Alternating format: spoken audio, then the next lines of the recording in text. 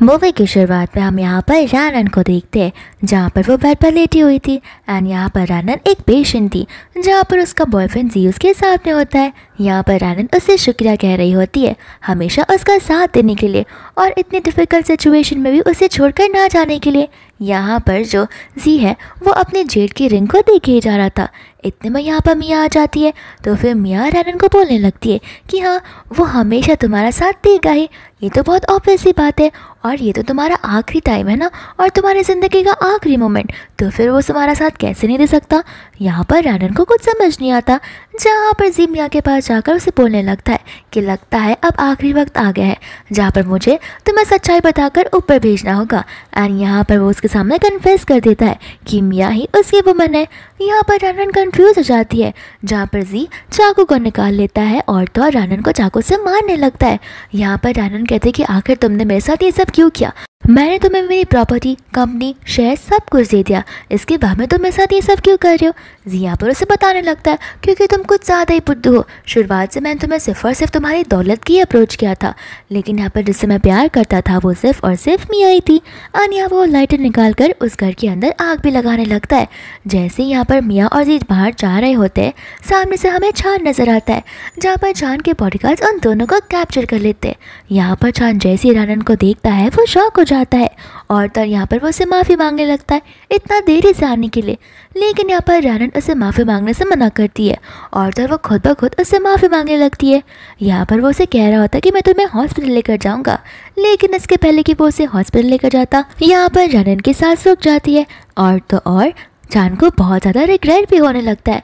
लेकिन यहाँ पर रानन मन में कह रही होती है कि मुझे माफ़ कर देना, मैंने तुम्हें ये लाइफ में कुछ ज़्यादा ही बुरे तरीके से ट्रीट किया है, लेकिन मैं प्रॉमिस करती हूँ मेरी नेक्स्ट लाइफ में अगर तुम मुझे मिलोगे तो फिर मैं तुम्हें वो सारी अच्छी चीज़ों के साथ में ट्रीट करूँगी। इसके बाद में हमें पास का सीन बताया जाता है, जहाँ पर हम देखते हैं चांद को, और चांद के फेसेस पर बहुत सारे पंच के मार्क्स होते हैं जिसमें से खून भी आ रहा होता है।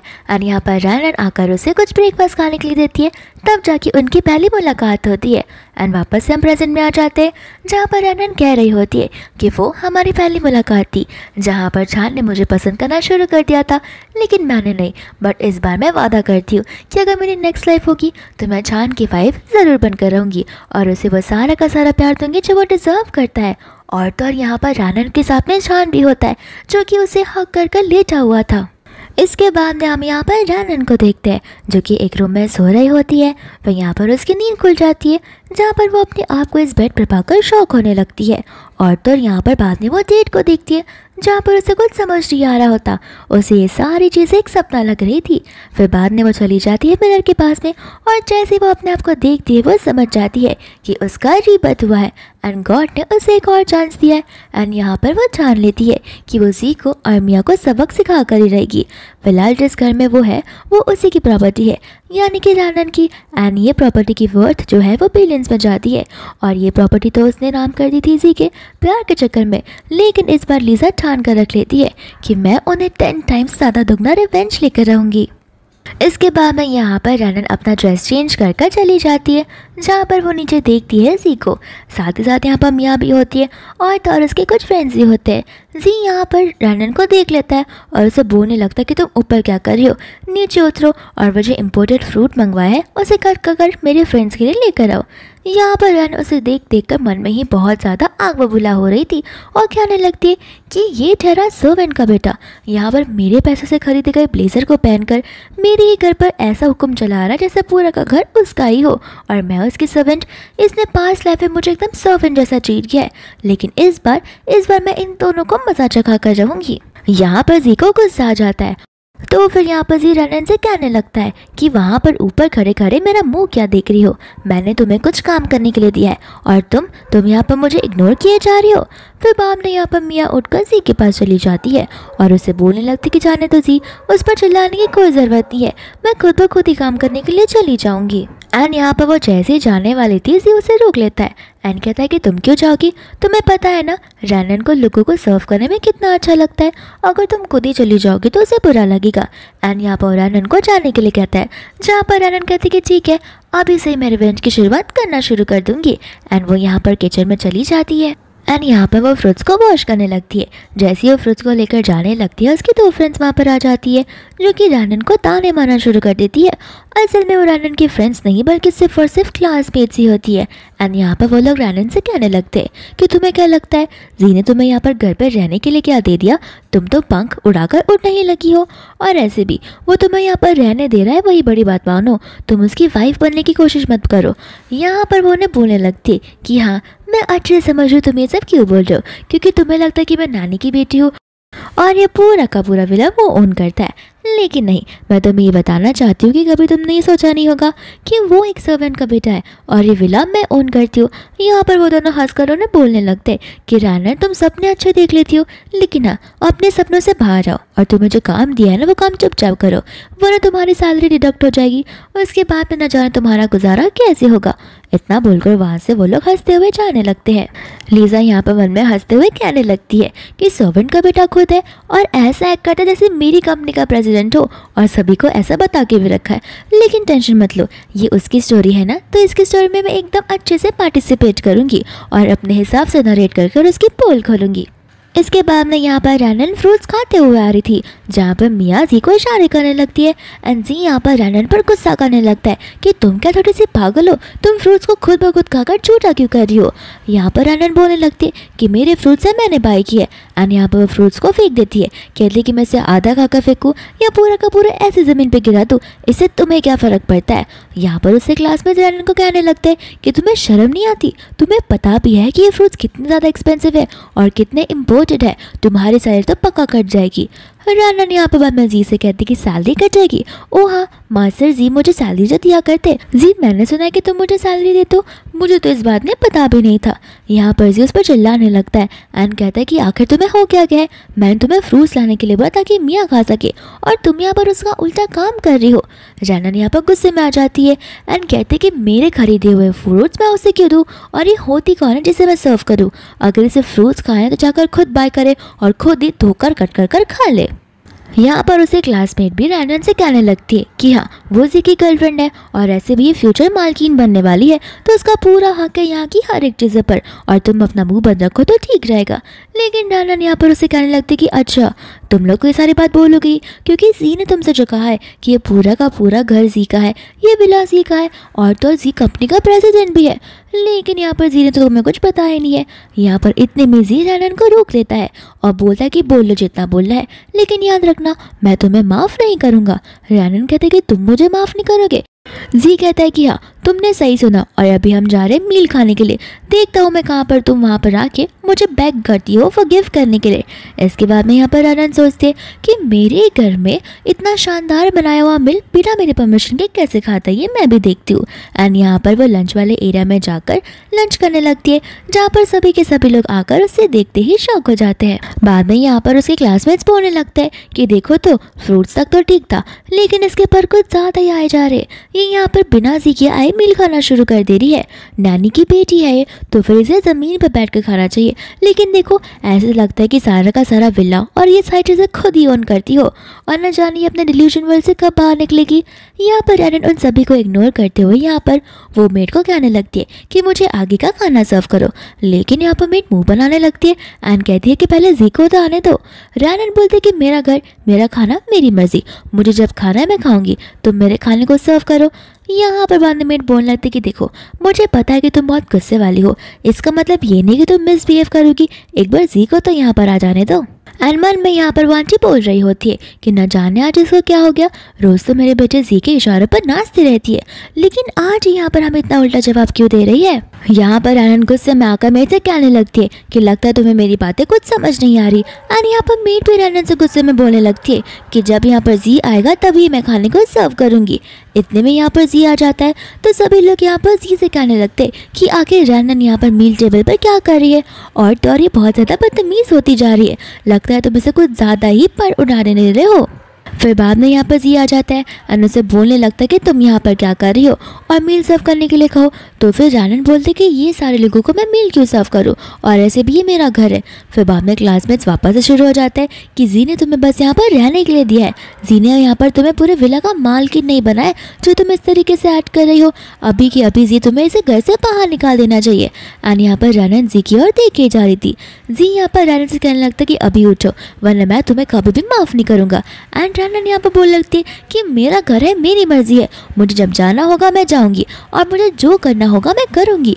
यहाँ पर जी मन में सोचने लगता है कि अगर मैं आज इन सभी को यहाँ से लेकर चला गया तो सबके सामने मेरा पर्दा फाश हो जाएगा कि मैं CEO नहीं हूँ। एंड यहाँ पर वो गुस्से में आने लगता है और यहाँ पर वो उसका हाथ जोर से खींचकर उसे लिविंग एरिया में धकेल देता है एंड वो चला जाता है। रानन यहाँ पर सोचने लगती कि इसमें तो कुछ ज़्यादा ही हिम्मत आ गई। दूसरे से क्लासमेट्स बोलने लगते कि ठीक कहा उसने और ठीक किया उसने तुम्हारे साथ में, तुम क्या अपने आप को सचमुच इस विला का मालकिन मानती हो।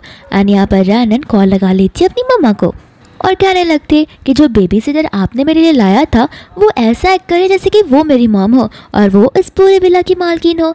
एंड यहाँ पर बाद में कॉल कर देती है जहाँ पर उससे क्लास में उसे बोलने लगते हैं कि तुम नाटक तो बड़ा अच्छा सा कर लेती हो, तुम्हें क्या लगता है कि तुम किसी को भी कॉल करोगे और हमें लगेगा कि तुमने यहाँ की उसकी मॉम को कॉल किया है। लेकिन रानन यहाँ पर बोला था कि ठीक है कुछ समय में पता चल जाएगा कि कौन नील डॉन का माफ़ी मांगता है। एंड यहाँ पर चुटकियों में आ जाती है जी की मम्मा जो कि नील डॉन का माफ़ी मांगने लगती है और उससे डाइनिंग टेबल पर आकर लंच करने के लिए कहती है। इसके बाद में यहाँ पर सभी के सभी लोग कंफ्यूज हो जाते हैं। रानन चली जाती है डाइनिंग एरिया में जहाँ पर सभी क्लासमेट जी से बोलने लगते हैं कि आखिर यहाँ पर चल क्या रहा है। रानन तो नानी की सर्वेंट है यानी कि वो उसकी बेटी है और यहाँ पर वो मेड आकर उसे मैडम करके क्यों बुला रही थी और तुम लोग यहाँ से बाहर क्यों आ रहे हो। आखिर यहाँ पर रानन का राज क्यों चल रहा है, हमें कुछ समझ में नहीं आ रहा है। दूसरा यहाँ पर जो मेड है वो रानन से बोलने लगती है कि जी के साथ तुम्हारा छोटा सा झगड़ा क्या हो गया, इसका मतलब ये नहीं कि तुम अपनी मम्मा को कॉल कर सब कुछ बता दोगी।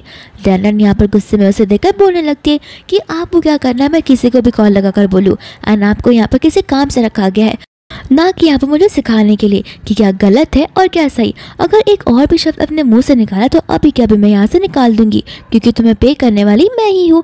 यहाँ बाद में जी को भी गुस्सा आ जाता है तो फिर यहाँ पे वो सब बोलने लगता है कि तुम जो कर रही हो वो सही नहीं है, अब मैं तुमसे 1 मंथ के लिए बात नहीं करूँगा।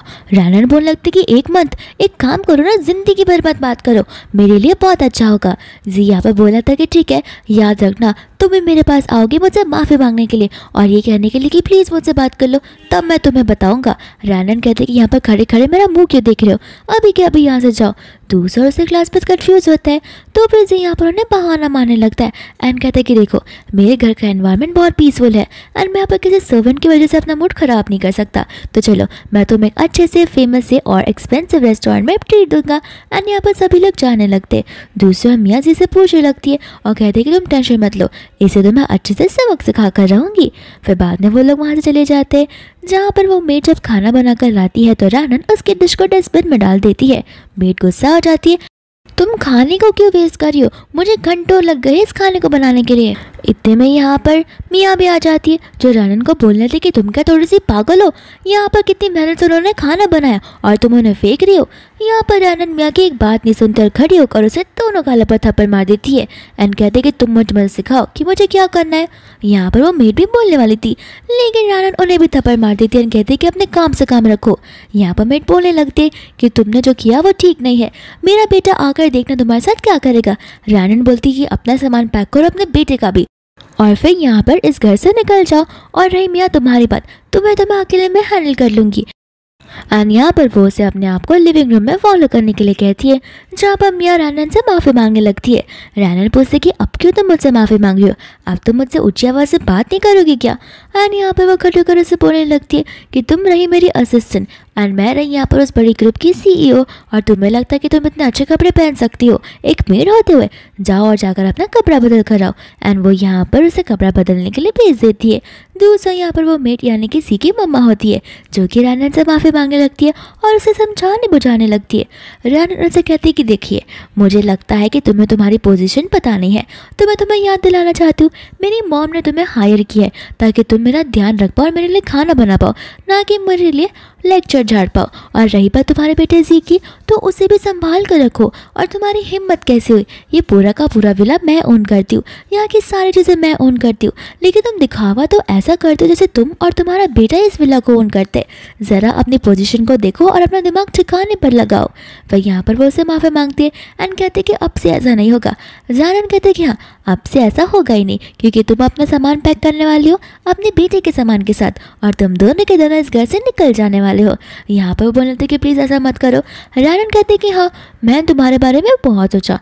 एक तो तुम्हारे हस्बैंड के साथ तुम्हारा डिवोर्स 10 साल पहले ही हो चुका था, अब तो तुम्हारे पास जाने के लिए जगह भी नहीं होगी ना, लेकिन कोई बात नहीं, तुम माँ बेटा मैनेज कर लेना। फिर बाद में यहाँ पर उसे बोलते कि देखो मैं कुछ भी करने के लिए रेडी हूँ, लेकिन प्लीज़ मुझे घर से मत निकालो।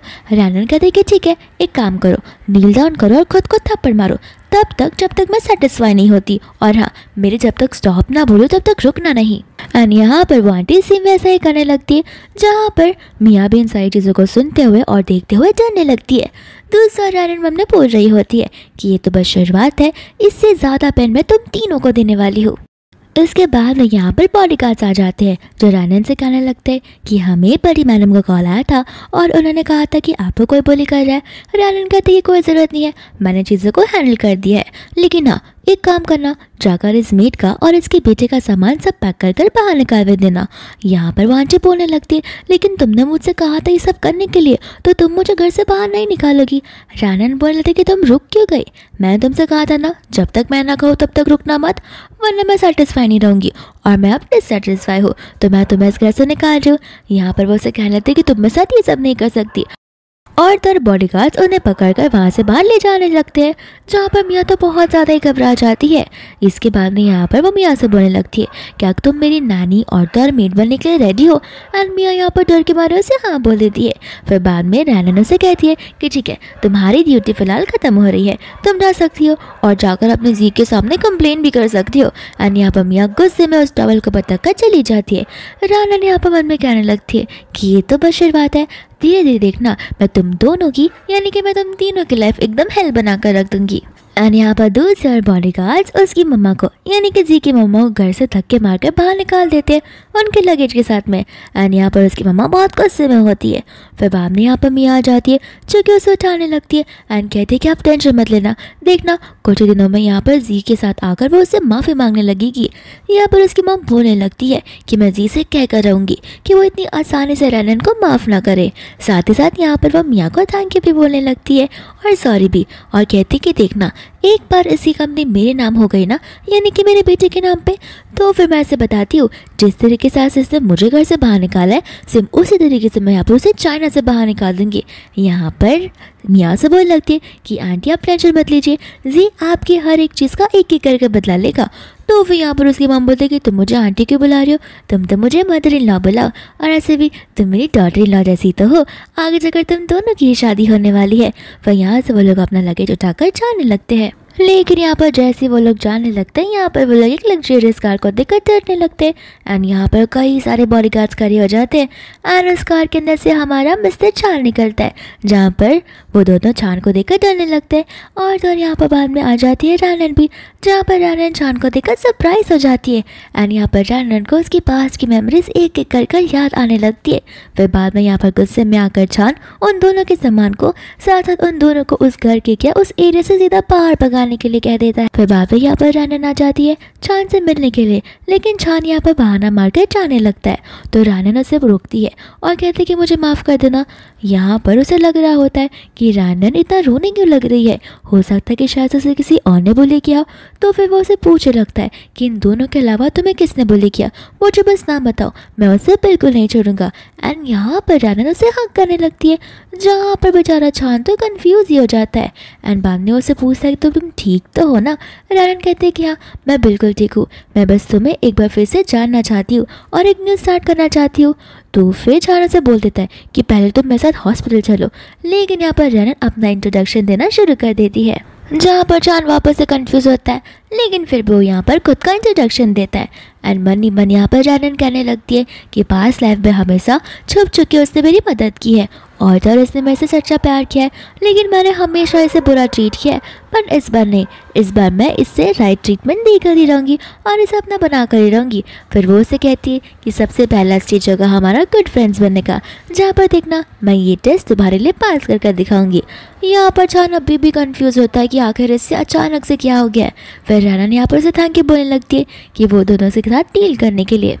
इसके बाद में यहाँ से रानन जाने लगती है, जहाँ पर चान भी जाता है, लेकिन यहाँ पर रानन चान से रोक देती है और उसे कहते हैं कि मुझे माफ़ कर देना, मेरे आंखों पर पट्टी बंधी हुई थी जहाँ पर मैं जी जैसे लड़के से प्यार कर बैठी थी, लेकिन अब मैं सिंगल हूँ और मैं चाहती हूँ कि तुम मेरे लिए ऐसा लड़का ढूंढो जो मुझे डिजर्व करता हो और मैं उसके साथ शादी करना चाहती हूँ। रानन को यहाँ पर अपनी फीलिंग्स कन्फेस करनी थी, लेकिन वो चाहती थी कि सबसे पहले चान अपनी फीलिंग्स को कन्फेस करे, क्योंकि चान हमेशा से ही शाय और इंट्रोवर्ट रहा है, इसलिए वो चाहती थी कि सबसे पहले फीलिंग्स वही कन्फेस करे। इसके बाद में यहाँ पर वो कार में बैठा होता है, जहाँ पर मैं उसके छोटे भाई हान को देखते हैं। हान यहाँ पर चान को बोलने लगता है कि आखिर तुम कब तक उस हाथ को देखते रहोगे? रानन ने तुम्हारे साथ नॉर्मली हैंड शेक किया है, अब क्या तुम उस हाथ को जिंदगी भर पानी से टच नहीं करोगे क्या? फिर बाद में यहाँ पर वो उसे पूछता है कि आखिर उन दोनों को क्या करना है। चान कहता है कि उन दोनों को कुछ डिस्टर्ब मत करना, क्योंकि मुझे रानन ने कहा है कि जो भी चीज़ें हैं वो खुद ब खुद हैंडल कर लेगी, तो बस ध्यान रखना कि वो लोग वापस से रानन को परेशान ना कर पाए। इसके बाद में यहाँ पर वो हान को बताने लगता है कि रानन मुझसे कह रही थी कि मैं उसे एक बॉयफ्रेंड से इंट्रोड्यूस करवाऊँ। हान कहने लगता है कि हाँ, मैं कह रहा हूँ ना वो तुमसे प्यार करती है। चान कहता है कि अगर करती होती तो कन्फेस कर देती, लेकिन यहाँ पर उसने बॉयफ्रेंड से इंट्रोड्यूस करवाने के लिए कहा है, यानी कि कोई और। हान यहाँ पर समझ आता है कि चान को चीज़ें जल्दी से समझ नहीं आती, तो फिर हान भी यहाँ पर उससे ज़्यादा कुछ एक्सप्लेन नहीं करता। इसके बाद में रानन यहाँ पर अपने टेरेस पे आती है, जहाँ पर वो चान की कार को देखती है और सोचने लगती है कि ये अभी तक गया क्यों नहीं है। एंड यहाँ पर वो उसे कॉल लगा लेती है और बोलने लगती है कि तुम अभी तक गए नहीं। चान यहाँ पर बहाने मारने लगता है, तो रानन कहती है कि ये सब छोड़ो, मुझे फ़िलहाल बहुत भूख लग रही है, क्यों ना हम दोनों जाकर डिनर करें। एंड ये डिनर वाली बात सुनते ही चान खुश हो जाता है, तो रानन कहती है कि ठीक है, मुझे बस कुछ सेकंड्स दो, मैं वहाँ पर आ जाऊँगी। एंड यहाँ पर रानन तो अपने नाइट सूट में बिना किसी चप्पलों के भाग भाग कर उसके पास आने लगती है, जहाँ पर उसका पैर मुड़ जाता है और वो नीचे गिर जाती है। एंड ये चीज़ चान देखती फटाक से उसके पास आ जाता है और अपना कोट निकाल कर उसे देने लगता है एंड उसे उछाल लेता है। तो फिर हान भी यहाँ पर आकर उसे कहने लगता है कि देखा, मैंने कहा था ना। लेकिन चान यहाँ पर हान का मुंह बंद करवा देता है और लिसा को लेकर जाने लगता है एंड कहता है कि सबसे पहले हम शॉपिंग करेंगे, उसके बाद हम डिनर पे जाएंगे। इसके बाद में हम यहाँ पर डिनर का सीन देखते हैं, जहाँ पर सभी के सभी लोग यहाँ पर जी की और तो और आए हुए डिनर की तारीफ करने लगते हैं एंड कहते हैं कि वर्ल्ड का सबसे बेस्ट फूड है जो आज हमने पहली बार खाया है। यहाँ पर जी भी उन सबसे कहता है कि पैसों की फिक्र मत करना, जो चाहिए वो ऑर्डर करना और जो चाहिए वो खाते रहना। एंड यहाँ पर जी बाद में कॉल लगाने लगता है रानन को, जहाँ पर रानन का फ़ोन बंद आ रहा होता है। जी यहाँ पर सोचने लगता है कि आखिर इसका फ़ोन बंद आ रहा है या फिर इसने मुझे ब्लॉक कर दिया है, क्योंकि अगर ये मेरा फ़ोन उठाएगी नहीं तो फिर यहाँ पर बिल कौन पे करेगा। यहाँ पर हर एक डिश तो मेरी एनुअल सैलरी से भी ज़्यादा है, मैं कैसे ही बिल पे कर पाऊँगा। इतने में यहाँ पर मियाँ आ जाती है, जो कि उसके कान में कहती है कि कुछ इंपॉर्टेंट बात डिस्कस करनी है, चुपचाप यहाँ से चलो। एंड जी यहाँ पर सबसे कहता है कि तुम सब अपना डिनर एंजॉय करो, तब तक मैं थोड़े समय में आता हूँ। इसके बाद नहीं यहाँ पर मियाँ उसे सारी बातें बताने लगती है। जी यहाँ पर शौक हो जाता है कि आखिर वो मेरी मॉम को घर से बाहर कैसे निकाल सकती है। तो फिर यहाँ पर बोलने लगती है कि ये सारी बातें छोड़ो, तुम यहाँ पर इन सभी को इतने महंगे रेस्टोरेंट में क्यों लेकर आ गए हो, आखिर बिल कौन पे करेगा। जी यहाँ पर चिल्ला चिल्ला कर कहने लगता है कि मैं कैसे बिल पे कर सकता हूँ, बिल अगर कोई पे करेगा तो वो रानन है। लेकिन मियाँ यहाँ पर उसे बोल देते कि वो बिल नहीं पे करने वाली। जी कहने लगता है कि देखो, वो मेरे साथ बहुत डीपली इन लव है, तो देखना वो बहुत जल्दी यहाँ पर आ जाएगी, मुझे उसे पूरा यकीन है। दूसरे यहाँ पर उसके सारे क्लासमेट्स बाहर आकर उसे पूछने लगते कि आखिर क्या प्रॉब्लम हो गया, क्योंकि तुम्हारा मूड कुछ ज़्यादा ही खराब लग रहा है। लेकिन इतने में यहाँ पर वो लोग रानन को किसी मैन के साथ में आते हुए देखते हैं, क्योंकि उन्हें चान के बारे में पता नहीं होता। फिर बाद में यहाँ पर डेज़ी बोलने लगती है कि तुम्हारी हिम्मत है, देखो घर से तुमने उसके ओनर को ही निकाल दिया, अब यहाँ पर तुम पीछे पीछे उसके पास आ गए हो ताकि तुम उसका अटेंशन गेन कर सको। और आखिर तुम्हें क्या लगता है, तुम किसी भी मैन को लेकर आ जाओगे तो फिर वो क्या जेलस फील करने लगेगा। और हाँ, मैं कहती हूँ कि अभी जी से माफ़ी मांग लो, क्या पता जी तुम्हें माफ़ कर दे। यहाँ पर जी उसे पूछने लगता है कि आखिर बाजू में ये मैन कौन है, और ये बात माफ़ी मांगने वाली बात, तो मैं क्यों तुमसे माफ़ी मांगो, मैं तो सभी के सामने बस सच्चाई कर रखा है। लेकिन यहाँ पर इसके पहले कुछ रैनन बोले यहाँ पर जी उसे रोक देता है और उस पर चिल्लाने लगता है। दूसरी यहाँ पर उसे क्लासमेट भी होती है जो कि रैनन को उल्टा सीधा बोलने लगती है।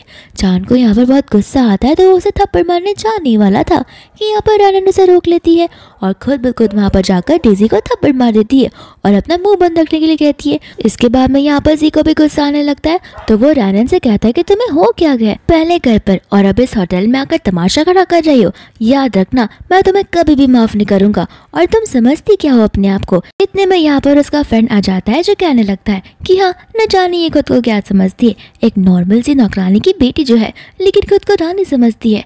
लेकिन यहाँ पर जान को गुस्सा आ जाता है, वो उसे लात से मार देता है एंड कहता है कि एक बार और अगर इसके खिलाफ कुछ भी कहा तो मैं तुम्हारी हटली पसली एक कर दूंगा। फिर बाद में यहाँ पर रैनन जी से बोलने लगती है कि बड़ी अच्छी बात कही है तुमने कि तुम मुझे इग्नोर करोगे, ये सेम बात तुमने मुझे मेरे घर पर कही थी लेकिन तुम तो ऐसा कर ही नहीं रहे हो। मैं होप करती हूँ कि तुम मुझे अपने लाइफ टाइम इग्नोर करो। एंड इतना बोलकर वहाँ से जाने लगती है जहाँ पर मिया उसे रोकती है और बोलती है कि क्यों ना हम थोड़ा सा नॉर्मली बात कर ले, आखिर हम सब इतने टाइम से फ्रेंड्स चल रहे हैं। रैनन यहाँ पर उससे बोलने लगती है कि फ्रेंड्स, कुछ समय पहले विला में तो तुम मुझे फ्रेंड्स नहीं मान रहे थे। एंड यहाँ पर बाद में मिया जी की तरफ देखने लगती है। जी यहाँ पर मन में सोचने लगता है कि अगर ये अभी यहाँ से चली गई तो फिर मेरे मील के लिए कौन पे करेगा। जी यहाँ पर रैनन से बोलने लगता है कि मैं तुम्हें एक आखिरी मौका दे रहा हूँ। रैनन कहते हैं कि बस करो और मुझे ऑर्डर करना बंद करो, मेरी जो मर्जी होगी मैं करूँगी और तुम कौन होते हो मुझे बोलने वाले कि मैं तुमसे बात नहीं करूँगा। अच्छी बात है कि तुम मुझसे बात नहीं कर रहे हो। यहाँ पर बाद में उसे प्यार से समझाने लगता है कि देखो अब तुम इतनी दूर तक आ ही गई हो तो क्यों ना हम सब मिलकर डिनर कर ले, ये हमारे बेटरमेंट के लिए अच्छा होगा। रैनन कहते डिनर कर ले, थोड़ा टाइम पहले तो तुम मुझे सुना रहे थे और अब तुम चाहते हो कि मैं तुम सबके साथ में बैठ कर डिनर करूं ताकि हमारी बीच की चीज़ें सॉर्ट हो जाए। लेकिन मुझे लगता है कि शायद तुम बिल पे नहीं कर पा रहे हो। यहाँ पर मम्मी लिली बोलने लगती है कि मील एक्सपेंसिव है, वो भी जी मास्टर के लिए, ऐसा कभी हो ही नहीं सकता। एंड यहाँ पर चान लिली से बोलने लगता है कि एक और बार अगर कुछ शब्द बोला तो फिर याद रखना। एंड यहाँ पर लिली डर जाती है तो फिर रैनन यहाँ पर चान से कहते हैं कि कोई बात नहीं, मैं सिचुएशन को हैंडल कर सकती हूँ और मुझे ही हैंडल करने दो। जी यहाँ पर उससे बोलने लगता है कि देखो ये बहुत अच्छा मौका है जहाँ पर हम चीज़ों को सॉर्ट कर सकते हैं। रैनन बोलते हैं कि कोई ज़रूरत नहीं है, मुझे तुम्हारे साथ चीज़ों को सॉर्ट नहीं करना और तुमसे बात भी नहीं करना। फिर यहाँ पर में लोग आपस में सोचने लगते हैं कि आखिर जी क्यों इतना रैनन को प्लीज़ कर रहा है, क्या सचमुच ही मील के लिए पे नहीं कर सकता। लेकिन यहाँ पर मिया उन सबको चुप रहने के लिए बोलती है। दूसरा रैनन यहाँ पर उसे बोलने लगती है कि क्यों, ज़रा ज़ोर से बैक करोगे तो हो सकता है मैं मील के लिए पे कर दूँ। एंड यहाँ पर कहने लगता है कि प्लीज़ फिलहाल मेरे साथ ये सब मत करो, यहाँ पर बहुत सारे लोग मौजूद हैं एंड मेरी बेइज्जती हो जाएगी। एंड रैनन यहाँ पर चिल्ला कर मैनेजर को बिल लाने के लिए कहती है एंड सभी को बोलती है कि देखना तुम्हारा ये प्रेसिडेंट जी कितने फटाक से ये सारे बिल को पे करता है। एंड यहाँ पर जीप का बिल देखते ही होश उड़ जाता है क्योंकि बिल 1.32 लाख का होता है। एंड सभी लोग यहाँ पर सोचने लगते हैं कि ये तो एक कंपनी का प्रेसिडेंट है, इतने पैसे तो इसके लिए बहुत कम ही होंगे, लेकिन यहाँ पर ये ऐसा क्यों एक्ट कर रहा है जैसे इसके पास पैसे ही ना हो। और आखिर रैनन से इतना प्लीज़ क्यों कर रहा है, क्या सचमुच इसके पास पैसा नहीं है। मिया यहाँ पर बाद में जी से कहने लगती है कि कुछ भी करके इस बिल को पे करो वरना यहाँ पर हमारी पोल खुल सकती है और हमारी बेइज्जती बहुत गंदी हो सकती है। यहाँ पर जी उसे बहुत ज़्यादा प्लीज़ करने लगता है। रैनन कहते हैं कि ठीक है एक काम करो, मिया को 2 बार थप्पड़ मारो दोनों गालों पर, फिर मैं बिल पे करने के लिए रेडी हो जाऊंगी। एंड यहाँ पर जी सचमुच मिया को थप्पड़ मारने जा रहा था जहाँ पर साफ और प्योर दिल वाली रैनन उसे रोक देती है एंड कहते कि बस भी करो मैं बिल पे करने के लिए रेडी हूँ। एंड यहाँ पर वो बिल को पे कर देती है और तो और वो बिल उसके मुँह पर फेंक देती है। फिर यहाँ पर सभी लोग सोचने लगते कि आखिर जी के पास इतने पैसे होते हुए भी यहाँ पर उसके सर्वेंट के पास इतने ज़्यादा पैसे कहाँ से आ गए कि वो उसके बिल पे करने लगी है। क्या सचमुच यहाँ पर जी वहाँ का प्रेसिडेंट है या फिर वही सर्वेंट है। यहाँ पर मिया सभी को चुप रहने के लिए कहती है एंड बोलती है कि नहीं ऐसी कोई बात नहीं है, एक्चुअली जितने पैसे हैं वो सब कुछ इस सर्वेंट की यानी कि रैनन की कस्टडी में है, इस वजह से जी के पास फिलहाल पैसे नहीं है। एंड यहाँ पर लिली बोलते कि तभी पर समझूँ कि यहाँ पर रैनन इतनी बड़ी बड़ी बातें क्यों कर रही है। एंड रैनन यहाँ पर उनकी बातें सुन रही होती है जहाँ पर दूसरी और जी मन में कह रहा होता है कि बहुत हो गया इसका, अब मैं भी देखता हूँ किस तरीके से मेरे पास माफी मांगने के लिए आती है। यहाँ पर जी को गुस्सा आने लगता है तो फिर वो वहाँ से चला जाता है जहाँ पर मिया भी अपने बाकी फ्रेंड्स को लेकर जाने लगती है। इसके बाद में यहाँ पर वो लोग डिनर कर वापस घर आ रहे होते हैं जहाँ पर रैनन जाने से पहले चान को अपनी और ग्रैब करती है और तो यहाँ पर वो उसे किस भी कर देती है। लेकिन इतने में यहाँ पर रानन की मम्मा आ जाती है, जो कि उन दोनों को ऐसे देख लेती है। फिर बाद में यहाँ पर वो दोनों घर पर होते हैं, जहाँ पर रानन रोना ही शुरू कर देती है। उसकी मम्मा पूछती कि तुम इतनी इमोशनल क्यों हो रही हो, मैं तो बस 1 मंथ के लिए गई थी। रानन कहते कि मैं बस आपको बहुत मिस कर रही थी और मैंने बहुत बुरा सा सपना देखा था। फिर यहाँ बाद में उसकी मॉम उसे बेडरूम में सुलाने लगती है। फिर बाद में यहाँ पर वो चली जाती है छान से मिलने के लिए और उससे पूछने लगती है कि तुम ही हो ना वॉरियर ग्रुप के प्रेसिडेंट। एंड छान यहाँ पर उनके सवालों को बड़ी पोलाइटली आंसर करता है। यहाँ पर उसकी मॉम बोलने लगती कि देखो, मुझे पता है तुम्हारी कंपनी कितनी स्ट्रांग है, वो तो मेरे घर के बराबर भी नहीं है, तो मैं तुम्हें कंपेयर नहीं करना चाहती। लेकिन रही बात मेरी बेटी की, तो फिर मैं तुमसे पूछना चाहती हूँ कि मुझे कल पता चला और इन्वेस्टिगेशन करने पर कि मेरी बेटी उन लोगों से बुली होती हुई आई है जिससे उसने प्यार किया, इसलिए मुझे जल्दबाजी में यहाँ पर आज आना पड़ा और मैं जा रही हूँ उन सभी को सबक सिखाने के लिए। तो क्या तुम मेरा साथ दोगे? और यहाँ पर छानों ने हाँ कह देता है, जहाँ पर उसकी मम्मा चली जाती है हॉस्पिटल में जी की मम्मा से बात करने के लिए। जी की मम्मा को लग रहा था कि वो उसकी बेटी की कंप्लेंट करेगी, लेकिन यहाँ पर रानन की मम्मा उनका मुंह ही बंद करवा देती है। दूसरा यहाँ पर छान होता है, जो कि उस रेस्टोरेंट में चला जाता है और तो यहाँ पर लिली और डेज़ी उन सभी लोगों को देखकर यहाँ पर शॉक हो जाती है। इसके बाद में यहाँ पर उसकी मम्मा सभी बॉडीगार्ड से कहते हैं इन दोनों को कैप्चर कर लो।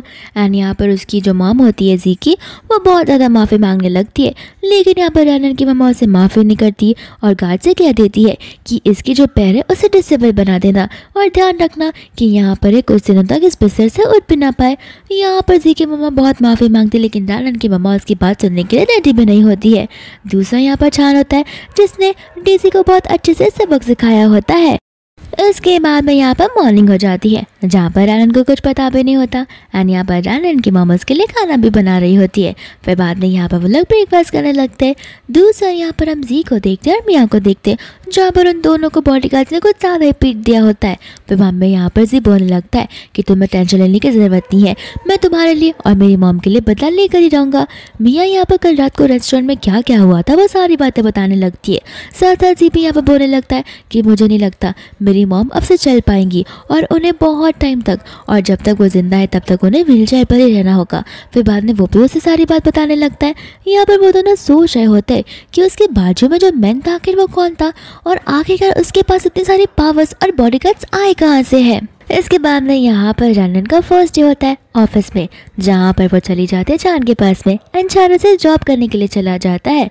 फिर बाद में यहाँ पर वो एंट्री ले लेती है, जहाँ पर आ जाती है मिनी, और मिनी यहाँ पर रानन को देखकर बहुत खुश हो जाती है एंड कहती कि अच्छा हुआ तुम ऑफिस वापस आ गए, क्योंकि यहाँ पर तो मियाँ ने और जी ने पूरा केओस मचा कर ही रख दिया था। इतने में यहाँ पर कीरा आ जाती है, जो कि जी की बहन होती है। एंड यहाँ पर वो मिनी पर चिल्लाने लगती है कि आखिर तुम्हारे पास कितना फ्री टाइम है, तुम काम करने के अलावा सब कुछ करती रहती हो। एंड यहाँ बाद में रानन कीरा को पास बुलाती है एंड कहते हैं कि तुम्हारी हिम्मत कैसे हुई इस बदतमीजी के साथ में अपने कोवर्कर के साथ बात करने की। कीरा यहाँ पर उसे सर्वेंट बुलाकर एक डॉग लेकर बुलाकर उसे ऊट पटांग बातें बोलने लगती है, जहाँ पर रानन अच्छे से उसकी बातें सुनते फिर उसे दोनों गालों पर थप्पड़ लगा देती है एंड सभी के सभी स्टाफ शॉक हो जाते हैं। फिर बाद में यहाँ पर उसे कहती है कि तुम्हें पता होगा ना मैं इस कंपनी को ओन करती हूँ। कीरा कहती तो उससे मैं क्या करूँ। एंड यहाँ पर रानन उसे फायर कर देती है। कीरा कहती है कुछ भी कर लो, मेरे भाई को एक बार पता चला ना तो वो तुम्हें नहीं छोड़ेगा। रानन बोलती कि अच्छा इतनी पावर है क्या तुम्हारे भाई के पास। एंड यहाँ पर वो HR को बुलाती है और कीरा को फायर करने की चीज़ें शुरू करने के लिए कहती है, लेकिन यहाँ पर HR बोलने लगते कि नहीं जी सर ने हमें कुछ कहा नहीं है। रानन यहाँ पर HR को देखकर बोलती है कि तुम कौन हो, और यहाँ पर HR तो कोई और हुआ करता था। फिर हमें यहाँ पता चलता है कि ये तो पर्सनल HR है जो कि जी ने अपॉइंट किया हुआ है।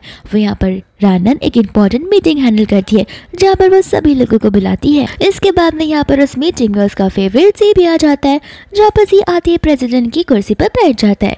फिर बाद में यहाँ पर वो सोचने लगता है कि मुझे लगा ही था यहाँ पर आज वो मुझसे माफ़ी मांग कर ही रहेगी, देखता हूँ मैं ऐसे कैसे माफ़ करता हूँ। फिर यहाँ पर वो उसके पास आए जा रही थी एंड यहाँ पर वो उसे बोलने लगती है कि तुम यहाँ पर क्यों बैठे हो, तुम्हें पता है ना ये कुर्सी प्रेसिडेंट की है, अभी के अभी यहाँ से उठो। फिर यहाँ पर वो उसे बोलने लगता है कि ठीक है मैं तुम्हें कल के लिए माफ़ करता हूँ, अब हम घर पर जा सकते हैं। रानन बोलते कि कल के लिए माफ़ करता हूँ, माफ़ी तुमसे मांग भी कौन रहा है, और अभी के अभी इस कुर्सी से उठो। एंड यहाँ पर डर के मारे कुर्सी से उतर जाता है, जहाँ पर कीरा भी रानन को चुप रहने के लिए कहती है, लेकिन रानन बोलते कि तुम इस मीटिंग में क्या कर रही हो, मैंने तो तुम्हें फायर कर दिया है। फिर बाद में मियाँ बोलते कि प्लीज़ इन दोनों के साथ थोड़ा अच्छे से बिहेव करो, हम फिलहाल कंपनी में हैं, थोड़ा प्रोफेशनलिज्म रखो। रानन बोलते कि तुम भी यहाँ पर क्या कर रही हो, तुम भी इस कंपनी से दफ़ा हो जाओ। यहाँ पर इसके बाद में वो एचआर कुछ तो बोलने वाला था, लेकिन यहाँ पर वो बॉडीगार्ड से कह देती है कि इसे तो सबसे पहले पुलिस स्टेशन लेकर चले जाओ। और यहाँ पर रानन उन सभी लोगों को निकाल देती है जो कि जी के साइड पर होते हैं। फिर इसके बाद में यहाँ पर जी बोलने लगता है कि देखो हम घर चलकर बातों को सॉर्ट कर सकते हैं। एंड यहाँ पर वो उसका हाथ पकड़ने लगता है, जहाँ पर रानन उसे थप्पड़ मार देती है एंड कहती कि अभी भी क्या तुम अपने डिल्यूजन वर्ल्ड में रहते हो, जहाँ पर तुम्हें लगता है कि तुम मास्टर हो और मैं तुम्हारी सर्वेंट, तो उस दुनिया से बाहर निकलो क्योंकि रियलिटी कुछ अलग ही है और मेरे साथ इज्जत से पेश आओ, वरना मैं सचमुच तुम्हें एक ऐसी जगह दिखाऊंगी जहाँ से तुम वापस आ भी नहीं पाओगे। रानन यहाँ पर फिर बोलने लगते हैं कि एक बात तो मैं बताना भूल ही गई। एंड यहाँ पर वो गार्ड से बोलने लगती है कि जाकर सारे की सारी चेकिंग करो कि आखिर इन तीनों ने मिलकर कंपनी में से कितने पैसे उठाया और कितने पैसों को बर्बाद किया है, क्योंकि क्या है ना, हमें हमारी कंपनी का फाइनेंस का हिसाब जो करना है, तो एक एक पैसे इनसे वसूल कर लेना। एंड यहाँ पर वो उन तीनों को धक्के मारकर कंपनी से बाहर निकाल दे दी है। कीरा यहाँ पर बोलने लगती कि आखिर चल क्या रहा है और तुम दोनों की शक्ल पर चोट क्यों लगी हुई है। फिर यहाँ पर मिया और जी दोनों मिलकर उसे साइड से एक्सप्लेन करने लगते हैं। एंड यहाँ पर वो तीनों एक फाइनल डिसीजन पर आ जाते हैं, जहाँ पर वो लोग सोचने लगते कि आखिर इतने सारे पैसे हम कैसे पे करेंगे। जी यहाँ पर कीरा और मिया पर चिल्लाने लगता है, लेकिन मिया बोलते कि हम दोनों पर मत चिल्लाओ, तुम भी कुछ कम नहीं हो, तुमने भी उसका दिल दुखाया है और उसे इरिटेट किया है, जिस वजह से हम इस पोजीशन पे पहुंच चुके हैं। फिर यहाँ पर वो लोग सोल्यूशन को सोचने लगते हैं, जहाँ पर उन्हें याद आता है चांद। एंड यहाँ पर वो लोग कुछ ना कुछ प्लानिंग और प्लॉटिंग करने लगते हैं, जिस वजह से वो लोग पैसे को बैलेंस कर सके। इसके बाद में जी चला जाता है रानन के घर पर, जहाँ पर वो अपनी फीलिंग्स को कन्फेस करने लगता है एंड कहता है कि देखो मुझे पता चल गया है कि आखिर किस बात से तुम इतने नाराज हो। मैं जानता हूँ कि मेरी और मिया के बीच में कुछ क्लोजनेस आ गई थी, लेकिन तुम मेरी बात पर भरोसा करो, हम दोनों के बीच में कुछ नहीं है। रानन कहती है सचमुच तुम दोनों के बीच में कुछ नहीं है। जी कहता है कि हाँ तुमने सही समझा। रानन बोलते कि देखो अगर तुम्हारे बीच खुश हो या फिर ना हो मुझे कुछ फ़र्क नहीं पड़ता और अभी के अभी यहाँ से निकल जाओ। जी कहने लगता है कि देखो मैं तुम्हारा बॉयफ्रेंड बनने के लिए रेडी हूँ और मैं प्रॉमिस करता हूँ कि मैं तुम्हें अच्छे से ट्रीट करूँगा और मैं तुम्हें पसंद भी करता हूँ। रानन कहते हैं कि तुम मुझे पसंद करते हो ना, लेकिन मैं तुम्हें बिल्कुल भी पसंद नहीं करती हूँ। अगर तुम चाहो तो मैं तुम्हें लेटर भी लिख कर दे सकती हूँ 100 बार कि मैं तुम्हें पसंद नहीं करती हूँ, तो अभी के अभी यहाँ से निकल जाओ। जी यहाँ पर कहने लगता है कि मैं सब कुछ समझ रहा हूँ, ये सब इस लड़की की वजह से हो रहा है, इसने तुम्हारा ब्रेन वॉश किया होगा। रानन यहाँ पर कहते हैं कि अपना मुंह बंद रखो। एंड जान भी यहाँ पर सुनाने लगता है, जहाँ पर रानन उसे थप्पड़ मार देती है एंड कहते हैं कि आइंदा मेरे पास मत आना, और अंदर चली जाती है। जी यहाँ पर कमरे के अंदर आने वाला था, लेकिन रानन दरवाजे से उसके सामान को बाहर फेंक देती है। एंड यहाँ पर वो ठान लेता है कि वो रानन को बिल्कुल भी नहीं छोड़ेगा। दूसरा रानन और छान घर पर होते, जहाँ पर छान रानन का नया रूप देखकर बहुत ही खुश होता है। फिर बाद में रानन यहाँ पर उससे पूछने लगते कि अब तो तुम्हें भूख लग गई होगी ना, रुको मैं तुम्हारे लिए कुछ बना कर लाती हूँ। एंड यहाँ पर रानन छान के लिए कुक करने लगते हैं, जहाँ पर छान उसे बड़ी प्यारी नज़रों से देख रहा होता है और उसे अभी भी ये सारी चीज़ें सपना ही लग रही थी। फिर यहाँ पर रानन उसके लिए खाना बनाने लगती है। छान यहाँ पर उसे बोलने लगता है कि अगर कल मुझे वापस ये सेम खाने का मन किया तो। रानन कहते हैं कि मैं तुम्हारे लिए बना कर ले आऊँगी। छान पूछता है कि अगर परसों भी किया तो। रानन कहती है कि मैं खाना तुम्हारे लिए लाइफ टाइम बना सकती हूँ। और यहाँ पर वो उसे इनडायरेक्टली फ्लर्ट कर रही होती है। दूसरा हम यहाँ पर मिया को और जी को देखते, जहाँ पर उन दोनों का प्लान चौपट हो गया होता है।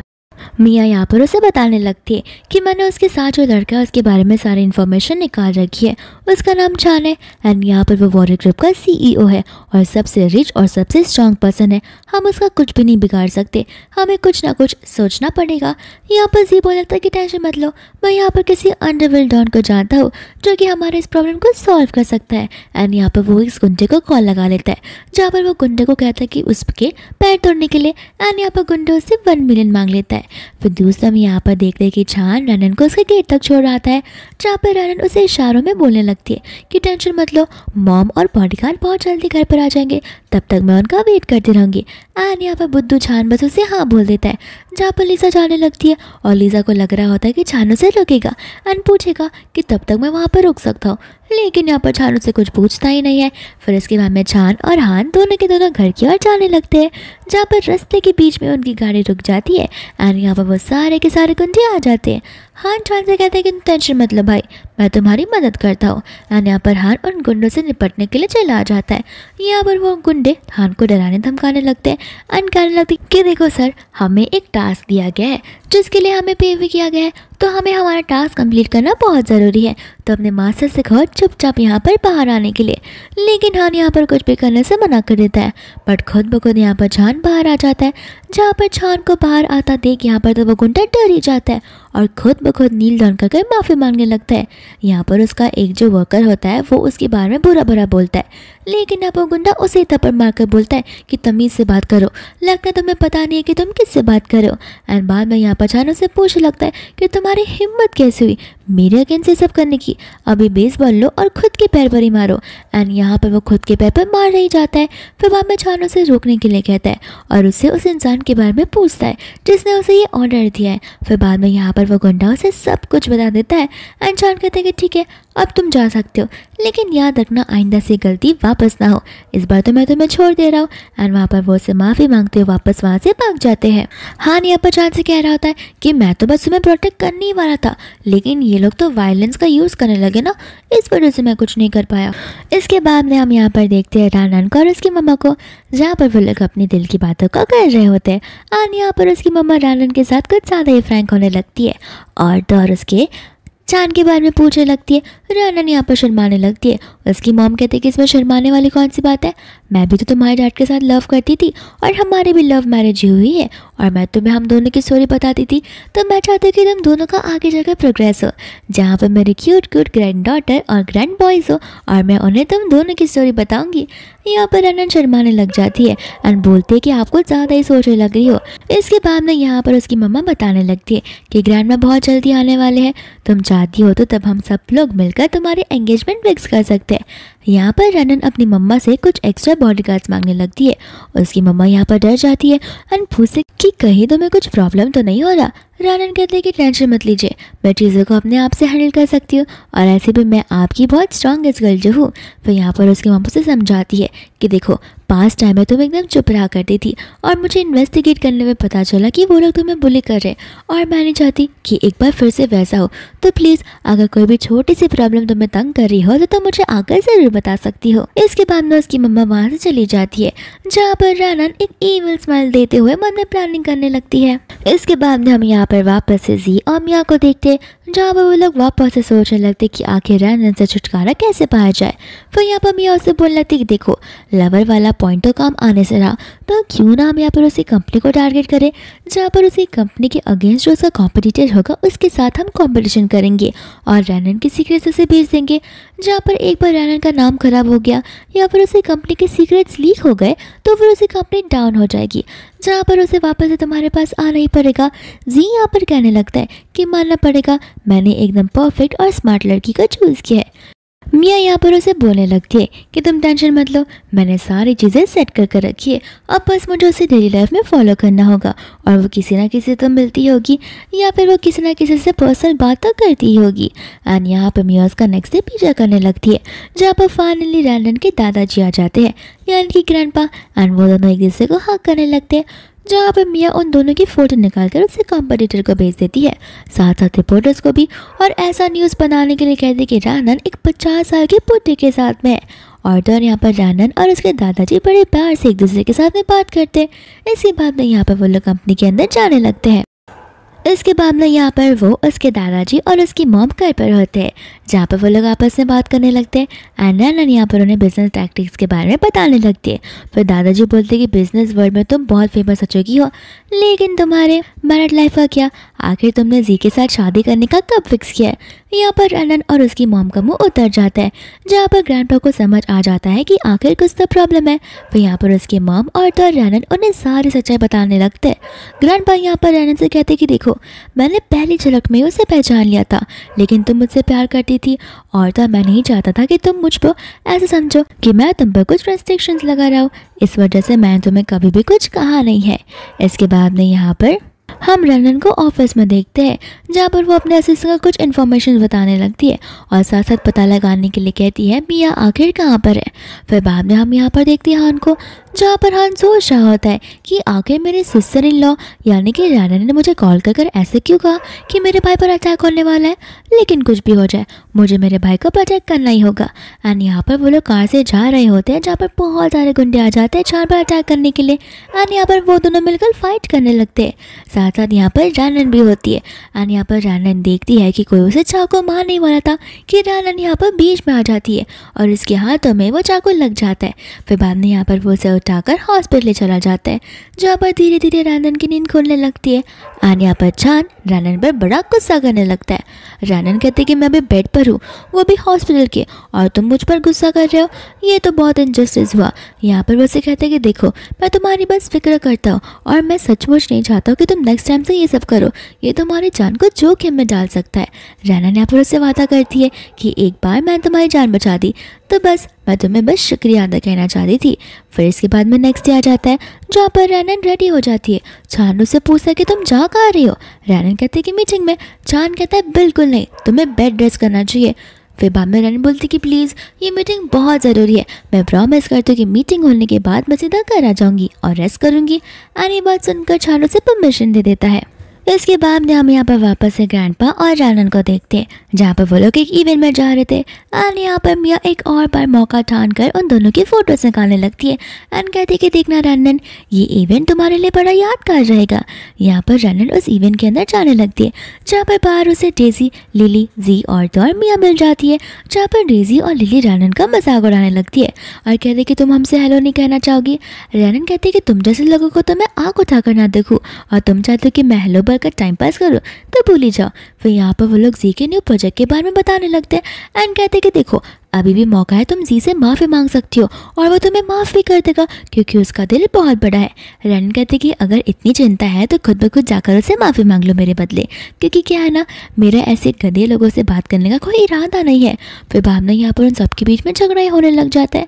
रन कहते कि सब कुछ समय इस कॉन्फ्रेंस से पता चल जाएगा। इसके बाद में यहाँ पर डेजी से बोलते कि तुम्हें पता है मिस्टर वैंग आए हैं, हाइचा ग्रुप के प्रेसिडेंट, और तुम्हें पता है कि वो सिर्फ और सिर्फ जी के प्रोजेक्ट में इन्वेस्ट करेंगे, तुम्हारे प्रोजेक्ट में नहीं। रानन यहाँ पे कहते कि अच्छा मिस्टर वैंग हाइचा ग्रुप के प्रेसिडेंट, लगता है तुम लोग उन्हें बड़े पर्सनली से जानते हो। लिली कहते कि हाँ, तुम जानते नहीं हो कि वो कितने बड़े हैं एंड यहाँ पर वो सिर्फ और सिर्फ जी को सपोर्ट करेंगे क्योंकि जी है इतना अच्छा। रानन कहते कि ठीक है सपोर्ट करने दो, लगता है जी को भी क्रिएटिव चेक मिलना ही चाहिए। फिर बाद में यहाँ पर वो लोग उस इवेंट के अंदर चले जाते हैं जहाँ पर होस्ट उस इवेंट को होस्ट करने लगते हैं एंड यहाँ पर मिया रानन के फोटो दिखाने लगते हैं उस ओल्ड मैन के साथ में, लेकिन यहाँ पर उस ओल्ड मैन का फेस जो है वो दिखाया नहीं जाता। फिर सभी लोग यहाँ पर रानन को क्रिटिसाइज करने लगते हैं, लेकिन यहाँ पर वो होस्ट जो होता है वो मिया को थप्पड़ मार देता है क्योंकि होस्ट को अच्छे से पता था कि वो ओल्ड मैन कौन है एंड यहाँ पर वो कोई नहीं बिल्कुल मिस्टर वैंग होते हैं जो कि हाइचा ग्रुप के प्रेसिडेंट है और साथ साथ रानन के ग्रैंडपा भी। यहाँ पर रानन के ग्रैंडपा सारी चीज़ों का मजा ले रहे थे एंड कह रहे थे कि मैं देखना चाहता था कि आखिर ये लड़की कितना नीचे गिर सकती है। लेकिन साथ साथ यहाँ पर रानन की मम्मा भी आ जाती है जो जी की और मिया की पोल सभी के सामने खोलने लगती है। और तो यहाँ पर मिया और जी उन दोनों को अभी भी लग रहा होता है कि जी की कंपनी में जो इन्वेस्टमेंट्स हुए वो बच सकते हैं। यहाँ पर हमें लिली और डेजी जितने भी उनके कलीग्स होते हैं वो सभी के सभी लोग ये सारी बातों को सुनकर शॉक हो जाते कि आखिर ये लोग हमें इतना बड़ा धोखा कैसे दे सकते हैं। यहाँ पर जी गुस्से में आ जाता है एंड कहता है कि देखना मेरी कंपनी इतनी बड़ी हो चुकी है कि तुम्हें अंदाज़ा भी नहीं होगा। इतने ही टाइम में यहाँ पर ठान आता है एंड कहता है कौन सी कंपनी, स्टार्टअप कंपनी ना, जिसमें मैंने इतना सारा इन्वेस्टमेंट किया था और तुम कितने ज़्यादा खुश हो गए थे, लेकिन मैंने अपने इन्वेस्टमेंट्स को निकाल दिया। अब मैं देखना चाहता हूँ कि तुम्हारी कंपनी में कौन इन्वेस्ट करेगा, और तुम्हारी कंपनी शुरू होने से पहले ख़त्म हो चुकी है क्योंकि वो बैंकरप्ट हो चुकी है। एंड यहाँ पर जी को और तो और मिया को बहुत बड़ा शौक लग जाता है। इसके बाद में यहाँ से सभी लोग उन्हें लेकर जाने लगते हैं और सभी के सभी लोग उन पर चिल्लाने भी लगते हैं। लेकिन इतने टाइम में यहाँ पर वो गुंडा आ जाता है जिसे जी ने भेजा होता था चांद के लिए उसकी टांगे तोड़ने के लिए। लेकिन यहाँ पर आज वो गुंडा आया था जी की टांगे तोड़ने के लिए और यहाँ पर गुंडा सभी के सामने जी की इस मिसबिहेवियर को कन्फेस भी कर देता है, साथ साथ वो उसके पैरों पर भी मार देता है। फिर यहाँ पर सभी बॉडीगार्ड उन दोनों को घसीटते हुए वहाँ से ले जाने लगते हैं जहाँ पर रानन बहुत टेंशन में थी और यहाँ पर वो चांद से बात करने लगती है। चांद यहाँ पर टेंशन में आ जाता है कि आखिर ये इतना टेंशन में मुझसे क्या बोलने वाली है एंड यहाँ पर रानन उसे प्रपोज कर देती है शादी के लिए और कहने लगती कि मेरी मम्मा बोल रही थी कि मेरी उम्र उम्र हो चुकी है, तो मुझे शादी कर लेनी चाहिए और मुझे नहीं लगता कि तुमसे ज़्यादा परफेक्ट कोई होगा। एंड यहाँ पर चान को अभी भी ये सब कुछ सपना ही लग रहा था, जहाँ पर रानन उसे उसके रियल वर्ल्ड में लाती है और चान उसे हाँ बोल देता है एंड वो लोग यहाँ पर हग करने लगते हैं। फिर इसी के साथ ये मूवी यहीं पर खत्म हो जाती है।